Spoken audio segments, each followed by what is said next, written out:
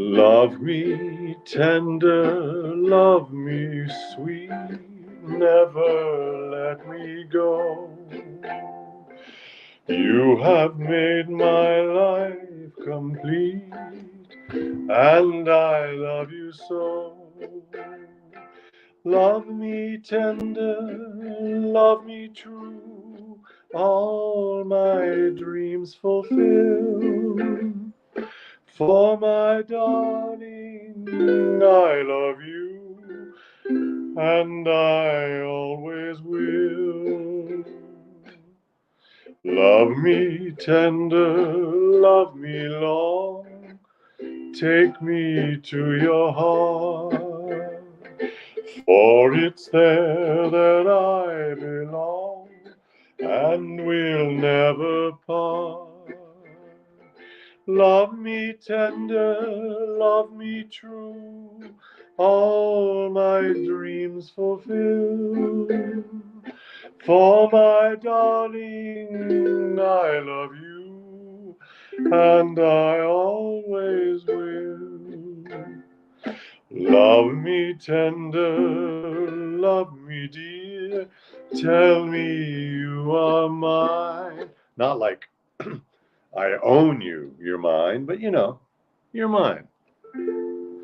I'll be yours. In other words, I'll be yours, not like you'll own me, but I'll be yours through all the years till the end of time. That's a long, long time.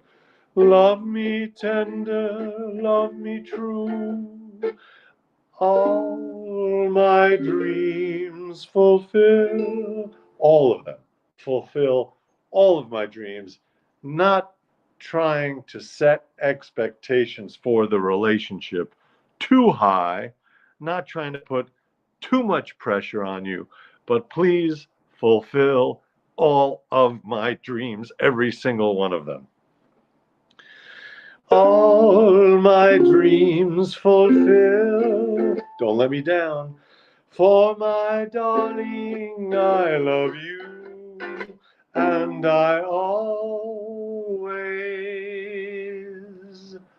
will, will.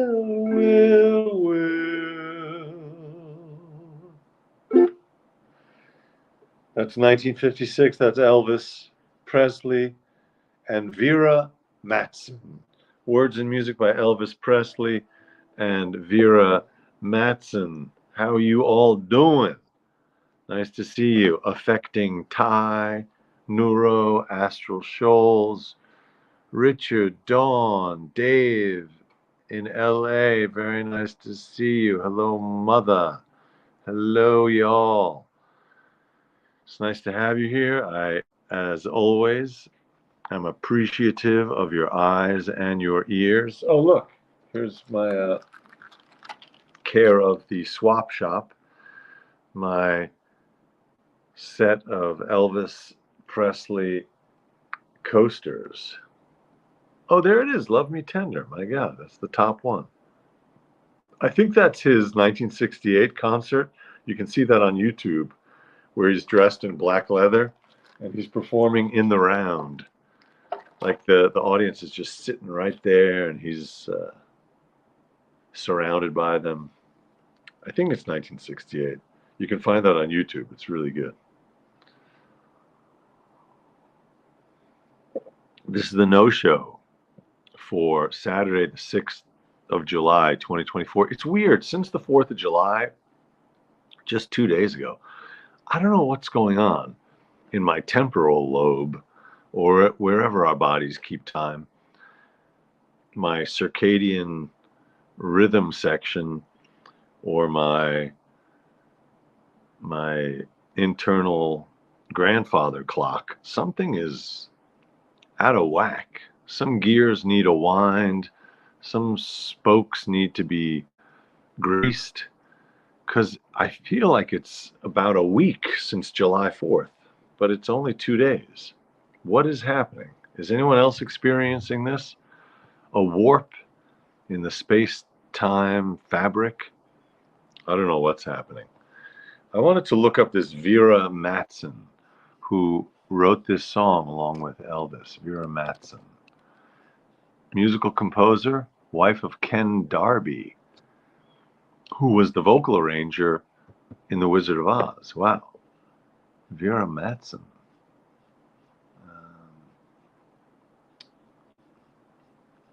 Interesting. Vera Mattson. I want to get the Wikipedia. That seems to be the source of all clear compilations of a human's activity. Well, it's weird. She doesn't seem to have a Wikipedia page, but it's under oh, look at that. Lyrics are credited to Vera Mattson, though the actual lyricist was her husband, Ken Darby. That's weird. I wonder why. Was that for tax reasons? That's bizarre. Kenneth Loren Darby, 1909 to 1992. American composer, vocal arranger, lyricist, and conductor.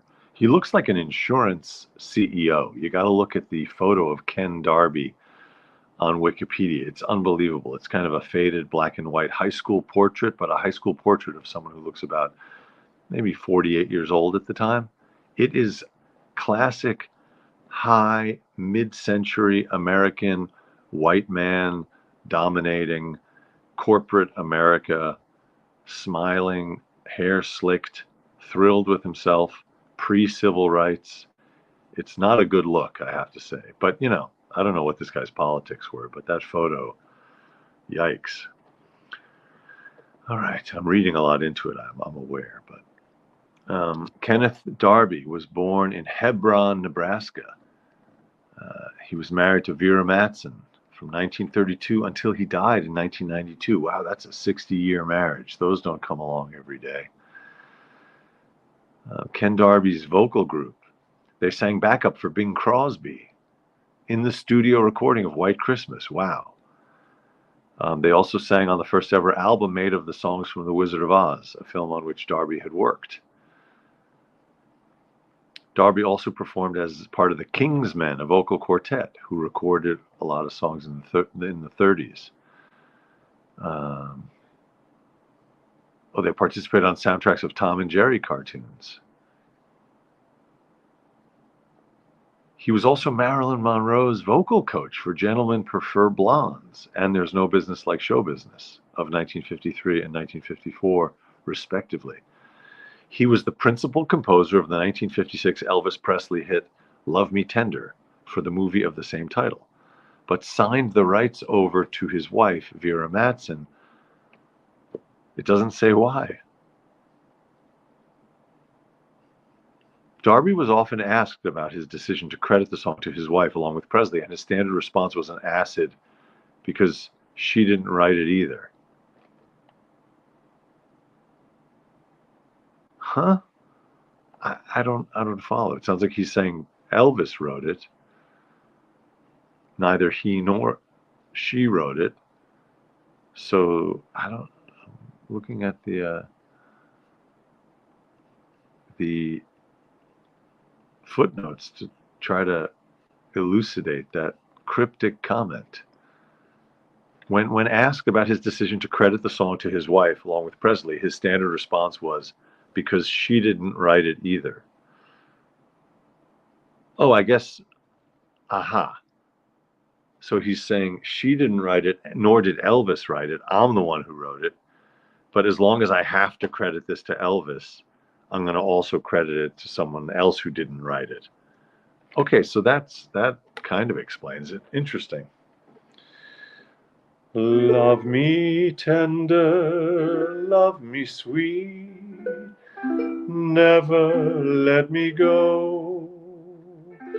You have made my life complete, and I love you so. Love me tender, love me true, all my dreams fulfill. For my darling, I love you, and I always will. I love you. and I always will. Promises, promises. Always is a long time. But this guy Darby, well, he loved his wife always till she died. A 60-year marriage. That's no joke. All right. Okay,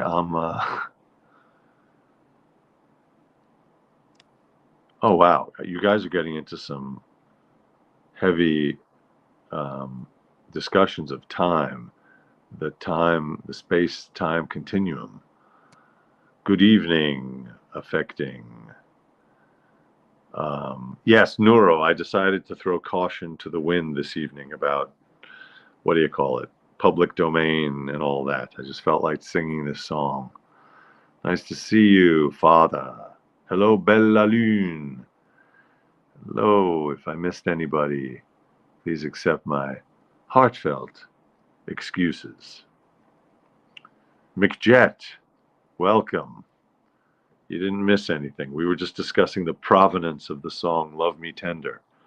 Turned out the guy who wrote it, one Ken Darby, you got to look up that photo on Wikipedia. Ken just signed over the composer credit to his wife and to Elvis, apparently stating or implying that he wrote it on his own. So as long as he had to sign the rights over or the credit over to Elvis, he signed it over to his wife also. I don't know if I've ever seen the movie, the eponymous movie, but the movie, I don't know, maybe that's worth taking a look at. Love Me Tender. Love Me Tender. All right. What's happening, everybody? I don't have anything to add to our public discourse. I was inspired. I think I was overwhelmed / fed up with everything that's happening in the news these days. So I looked up, I Googled the notion of a media blackout, how to give yourself a media blackout, how to kind of go into one of those chambers where you float in a salty, buoyant, warm liquid, and you don't see anything or hear anything, and you just float. What are those things called? A sensory deprivation. That's what it is. A sensory deprivation tank. So I was thinking of the equivalent. What is a sensory deprivation tank for the news? For all the news? Because the news does the news really affect us? Does the news affect us? Well, it affects us when we read it. But let's say we were to ignore it. Just ignore the news. Ignore what's happening. Just do your thing. Do whatever your thing is and just tune it out in an extreme way. Tune it out in a complete way. Tune it out like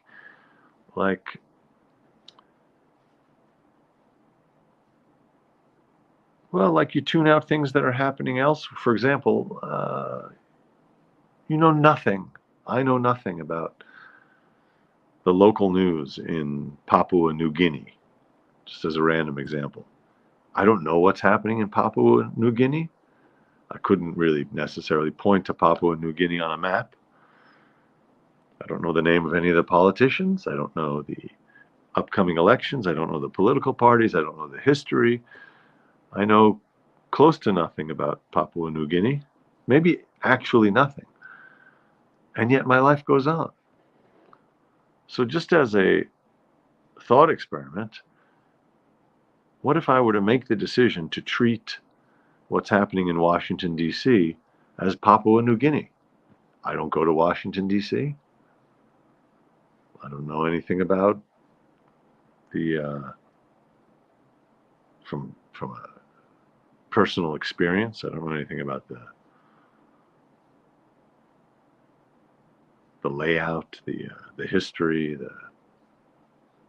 I have a smattering of facts probably somewhere in my memory banks, but it doesn't affect me. What I'm saying is, can I project myself into a state of mind in which I'm totally insulated from all of this horrific news? This horrific news that at the moment I don't see it abating. So if it's not going to abate, I feel like I need to just possibly effectuate a one-man retreat. You're welcome to join me. But just a retreat from the news. Anyhow, I Googled this notion, and the way I Googled it was I just put the words media blackout. The first things that popped up were ways to avoid a media blackout, like what to do if your Wi-Fi goes down, where to get your news in case of a media blackout. But no, my point was to try to achieve the media blackout, and I ended up on this blog or website called Entre Architect or Entre Architect. And this person writes, about 4 years ago, I committed to a radical change in my life. At the time, I was very invested in politics and followed every move our leaders made in DC, watched the news, listened to radio, blogs, blah, blah, blah, everything. It was a major part of my everyday life. I wanted to know what was happening, how it was going to affect my life, how would it affect the lives of my friends and family. Around the same time, I was running a this and that, and I was very busy, and I was very busy working 2 jobs, very stressful. I needed to do something about it. As an entrepreneur, a husband, a dad, blah, blah, blah. Very busy, busy, busy. Congratulations, you were busy, very busy. Okay, so what did you do? I set a new standard in my life. If there was something that was worrying me or adding to my already stressful life, and I had no direct control over that thing, I needed to remove it. There it is. That's an intelligent, I think that's an intelligent strategy. Determine what are the things that you have control over. But this flies in the face of that other philosophy of mine, which was that thing from, I think, Rabbi Akiva, this quote of his that I always misquote, which is the idea that you have some enormous project that you have to achieve, or that humanity has to achieve, and it's not going to be achieved in your lifetime, nor is it going to be achieved by your meager individual efforts. So what do? Well, apparently, Rabbi Akiva's answer is you got to do what you can do anyway, knowing that the job won't be completed. You have to do those steps from an ethical, from an ethical point of view. The social contract. I don't know if that has anything to do with his thinking, but the social contract, it binds you to everyone else. We're not separate. You have to do what little you can in hopes of achieving a good outcome. So that's an argument against the media blackout and divorcing yourself. On the other hand, there could be a hybrid, which would be divorcing myself from the news, which is so troubling and so unrelentingly depressing. Divorce myself from the news and yet do some things at the same time that I know, regardless of what's happening in the news, are likely to move the needle, the proverbial needle, just a millimeter in the right direction. So that's what I'm thinking. Cut out the news, ignore it, not going to have an effect on me, knowing that things are going down the shitter. But that's going to happen regardless of whether I know about it or not. But in the meantime, still take some steps in the form of still going ahead and doing this fundraiser for Movement Voter Project, still donating to some candidates, still, I don't know what. Those are my thoughts. What do you think? Astral says, I woke up one morning to check out the noise coming from the kitchen, and there was a giant raccoon eating the dog food. I like that story. I feel like I feel like it's a parable.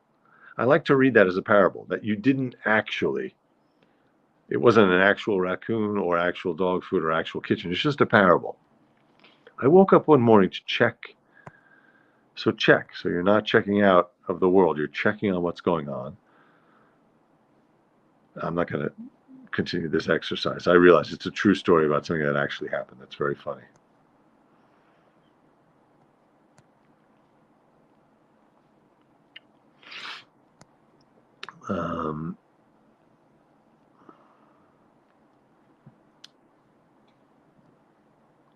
Oh, don't misunderstand me. None of this had anything to do with whether or not I'm going to vote. I'm definitely voting. I'm definitely voting. That's. I'm not talking about that. I was talking about divorcing myself from the news.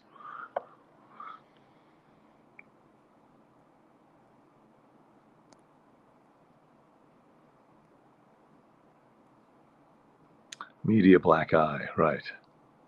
Read another book. Yes, for sure. But you don't live in Papua New Guinea. Oh, don't I? Where do we live anymore? Where does any of us live? Here we are on the internet. We could be anywhere.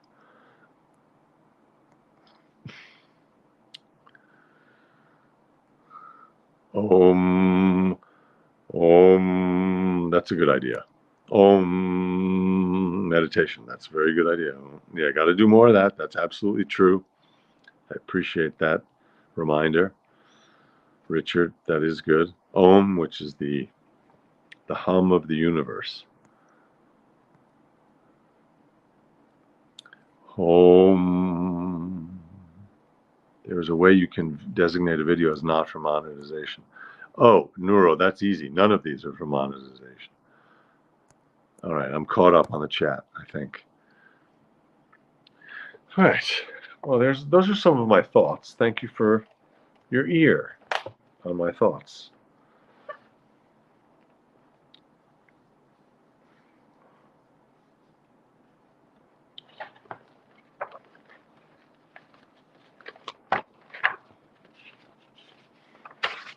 Oh, I wanted to say this also. I went to swim. It was very windy today, and I decided for a change to do my swim in a pond. My God, it was much more difficult. You know, I'm counting strokes of butterfly, just going, oh, one, two, three, etc. That's the workout. Just doing that for a while, counting. And yesterday I was up to 260 in the bay. 260 in the bay. So probably about somewhere between 15 and probably about 18 minutes. And it was strenuous, and I got myself a little seasick because it was pretty choppy, and I think I was a little out of shape from 4 days away. But I did it. I made it. Today in the pond, I could barely make it to 100. It was quite windy, but there's no waves in the pond. Just a tiny little bit of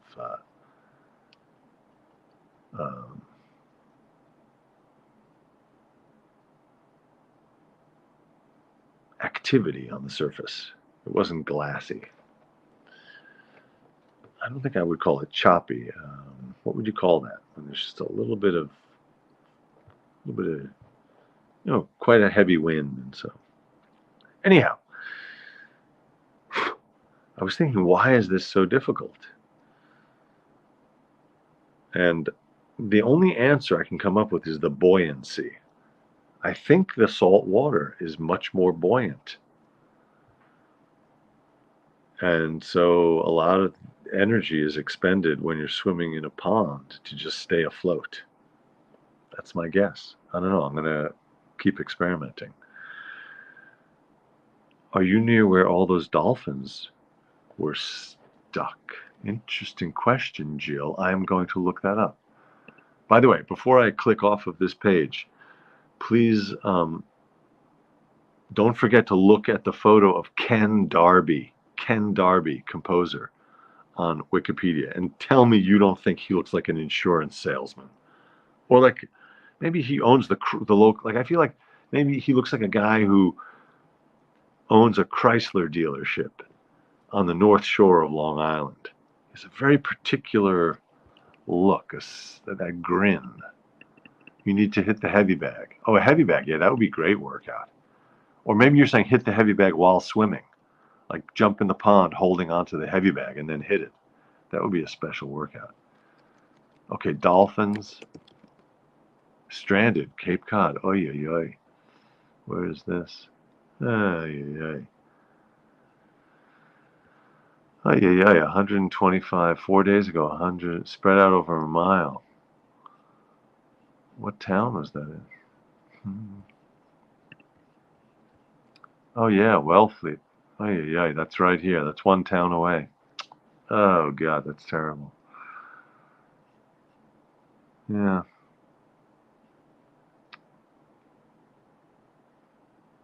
Oh, God. A mass dolphin stranding. Just one town away. 4 days ago. Yeah. Oof. Oh, that's heartbreaking. The person who found it, she could hear the crying of the dolphins. Oh, the Willy Loman of songwriters. Yeah, it is a kind of a Willy Loman photo. Although I think of Willy Loman as more hangdog.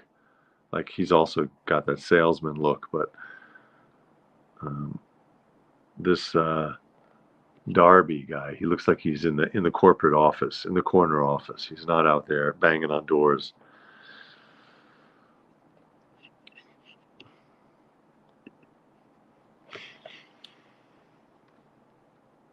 They might still be trying to help them. Yeah, I don't know. Good luck. There's a local organization called CCC, I think.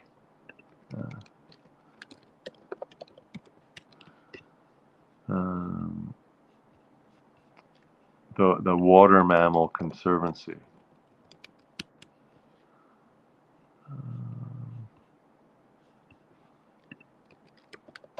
In Provincetown. The Center for Coastal Studies. You should look them up. They're really... Oh, yeah, he does look like Walt Disney, McJet. You're absolutely right. It's that same sort of look. I think if you just put a little mustache on that guy, he would look like Walt Disney.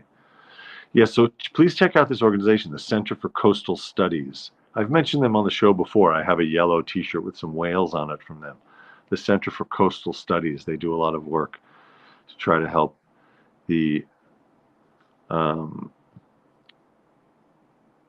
marine mammals. In fact, there's a Center for Coastal Studies. Some event coming up, I believe, in just a week. Some sort of fundraiser. Ay, ay, ay, ay, ay. All right.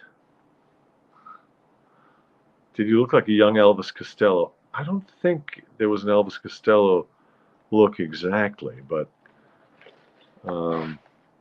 it's hard to know what Elvis Costello looks like behind those big glasses. I don't think I've ever seen him without the big glasses.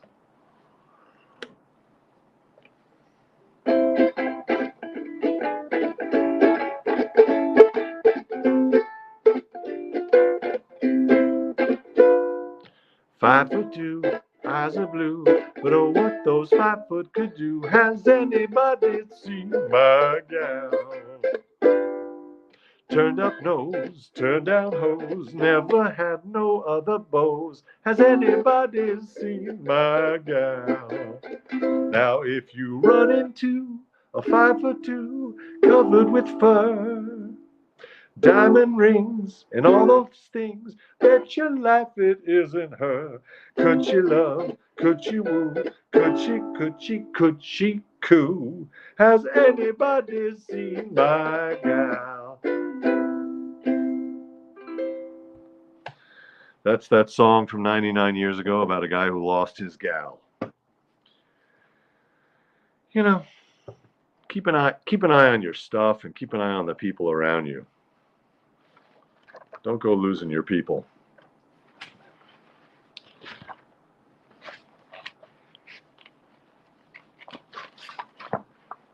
You know, I have a clock here. I can see exactly what time it is. This is all planned right down to the second. I mean, I appreciate appreciate the timekeeping. It's like living in the old timey times when there was a town crier. But the nice thing is I have a clock on my computer. I have and StreamYard, which is the service I use to broadcast this show every night.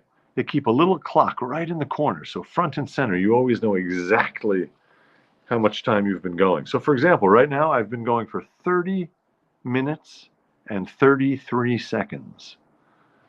That's how it works. 30 minutes and 42 seconds. Rarely in life do you have such a precise understanding of how long you've been doing stuff. If you're cooking and you set a timer, you might. Or if you're working out and you set a timer for your workout. 50. If you can play a uke or a guitar, then you can play a mandolin. Oh, that's good to know. Always fun to be here. Mandolin. Yes. I've never played a mandolin. I've picked up a guitar. Thanks, Affecting Thai 449. I really appreciate you being here. It's fun having you here. Thanks everybody for tuning in. I'm here every night. Tomorrow night, another Joe McCarthy song. I'll be here at 9, always. Every night at 9, always. That sounded like Willie Nelson inside my head. When the things you've planned need a helping hand, I will understand always, always. Days may not be fair always. That's when I'll be there always. Not just for an hour, not just for a day, not just for a year, but always. Not just for an hour. I wanted to get a cleaner F minor 6 instead of that twangy thing. Not just for an hour, not just for a day, not just for a year, but always, always, always, every single night at 9 o'clock. Thank you all for being here. Thank you for tuning in. Thank you for making me a part of your day or evening whenever you're watching this. The show happens every night at 9 p.m. on the East Coast, 6 p.m. on the West Coast, 3 p.m. in Hawaii, etc. And I appreciate all of you. Thank you, Richard, Blue Lady, Dawn, Dave, Neuro, Mom, McJet, Dawn, Dad, Affecting Thai, Astral, Jill. If I missed anyone, mea culpa, mea culpa, mea maxima culpa. Everybody have a great night. Sleep well.